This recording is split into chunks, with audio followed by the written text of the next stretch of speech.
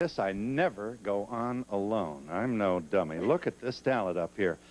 And everybody here does about 5 different things at once. Let's start from left to right. Linda, first of all, everybody knows you're on the soap opera, Another World. Felicia.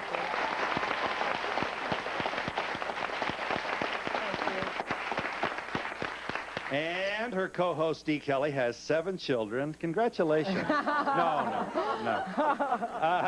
You do? Well, no husband, but 7 children. How do you do all that? Well, just let me make the point here.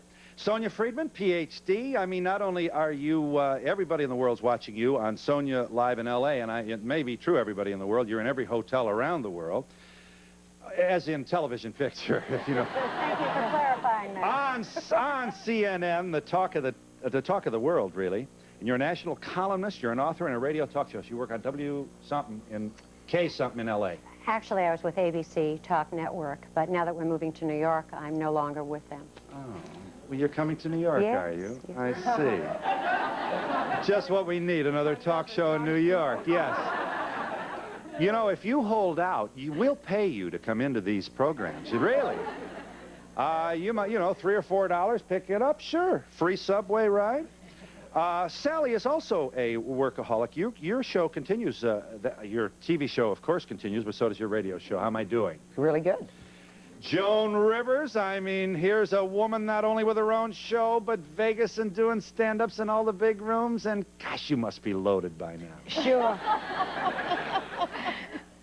That's why I'm doing it, to hope one day to be as rich as you. Oh, well. You don't get away with anything on this stage. Here's Jane Wallce, host of Lifetime Cable's Jane Wallce Show, and yes, this is her beloved son, Zachary. It says here you're married. It does? It does? Yes. That would be news to my mother. That's what I thought. Yes. You're a single mother. Parent, yes. And just go over this one more time. Look at this beautiful child. And you take him everywhere he goes. Yes, I do. Almost everywhere. Yes, yeah. he's right. He's going to have a talk show very shortly. He came to me in November. He was very, very sudden. I had signed up, and I thought, well, they tell you you're going to wait a year and a half. I'm a single woman. Then they tell you that's further back in the line. And lo and behold, 5 weeks later, Zach was born and ready to come home. He was premature, and so it was very sudden. I had an hour and a half in Toys R Us, and I was an instant mother.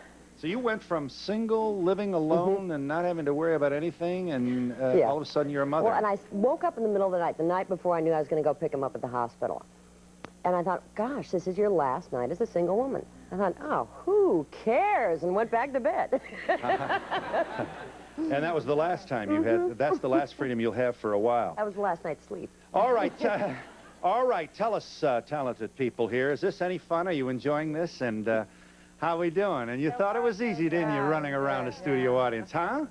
But look at what great shape you all in, huh? You're eating birdseed for breakfast, I'm sure, and not much else for the rest of the day. We have some clips here. Let's see if we can just give you, our viewers, a peek at what you do. Linda and Dee. This is the one where you're... Oh, this is where I... Well, don't tell them what happened. Just tell them the bit. All right. First of all, I had, for Another World, I had done extensions. You guys all know what that is. And I had... That's why my hair is long in this, but it's not my own hair. So we were rappelling, or I was rappelling with And you've got, what, woman. an Olympic somebody? Yes. What was she, Dee? She was the first woman to climb Mount Everest, That's her. Stacey Allison. This is a very ambitious sketch and a piece of business, or however She's we want 40 feet in the air in our studio. I'm afraid impressed of with heights, so she was very brave to do it. You're on the ground. Yeah, You I'm used to- supposed to coach her because she wasn't doing the ropes exactly right, and this is what happened. Watch this. Here we go. Here, attitudes. Lifetime Cable. There I am. Now I'm turning. Here I go. I'm turning. She's turning. Here I'm turning around again. There we go. Oh, yes. Okay, what were you going to say, Sue? I was going to say that you use rappelling when you come off a vertical section. Oh, my God. My extensions are caught. Hold on. Oh, my God. Hold on with your right hand. If you fall, I'm going to kill you. Okay. But my extensions are caught. Are they caught in the thing? I don't believe it. Her hair is caught in the rope. Can you get them out? I don't think so. I don't believe it. This is really caught. I've got you. You're not going anywhere. Jessy, what do you do when your extensions get caught? Stacey, what do you do when your hair gets caught in the rope? Well, what I'm doing is I'm holding Linda. She's not going anywhere. Do we need some ever again? Very great. You're very great. We got her down. What happened? What'd you do? What'd you do? Now, listen, Dee, you're no dummy. Your mother had no foolish daughters. You're standing there watching. I got a pair of scissors, but her soap opera would have killed him. Would have killed him. In rappelling, rappelling means coming off the face of some mountain after you've climbed up. But it's a dual rope process, and you have to work both of them. And as she was working it, the hair was getting caught and caught and caught. I thought it was going to consume my whole head if I kept going. She couldn't get out of it. I started to panic a bit, but they swung my body back up on the lift that got me up there, and so But she could have fallen, too, if she had let go. So it was a little tense. It had its moment, yeah. Sonya, you exploit satellite. Explore. Exploit satellite technology. Oh, That's okay. Well, it's Phil Donahue. You know, you have to be prepared. Yeah. Well, you, in a way, almost as much as Ted Koppel. And I'm impressed with people who can interview television sets, and you certainly do it very well. You have a tape here.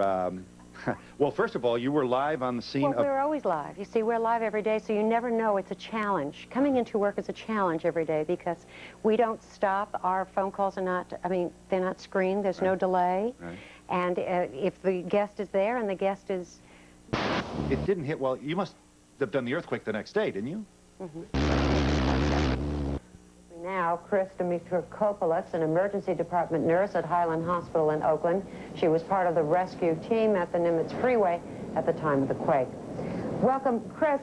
You have been in emergency care for about 10 years. Would you say that this was one of the worst disaster sites that you've experienced? Yes, Sonia, it was. I've been at a number of disaster sites, mostly in the Midwest, where I've been exposed to more gruesome sites, but the overall destruction of this one was incredible to see. He joins us from Atlanta to discuss the charges, and we welcome you, James Brown. How did all of this trouble begin? Living in America. Nothing wrong. And what are you going to say to your fans when they ask you some questions about it? I'm going to say I feel good. Papa's got a brand new bag. It's a man's world. Well, that's the second time we've heard that in 2 days. That's very interesting. Now, don't leave us, James. You stay right there. I'm not We have gonna leave. more I that we wanna have do to talk about.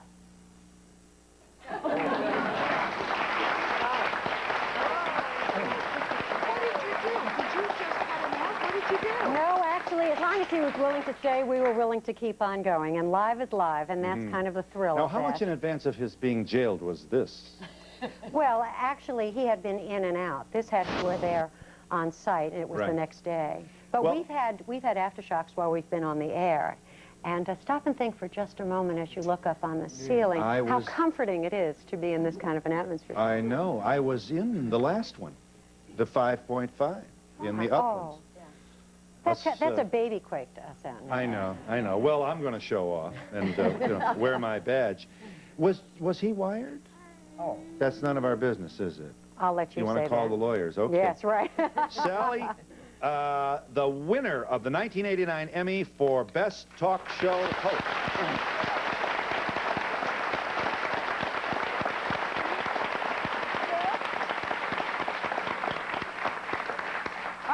I'm so used to losing. I have lost so often. Do you know, I sat next to Linda, and I was sitting there, and here I are at the end, and she hit me in the ribs with her elbow and said, "Get up, you fool, you've won."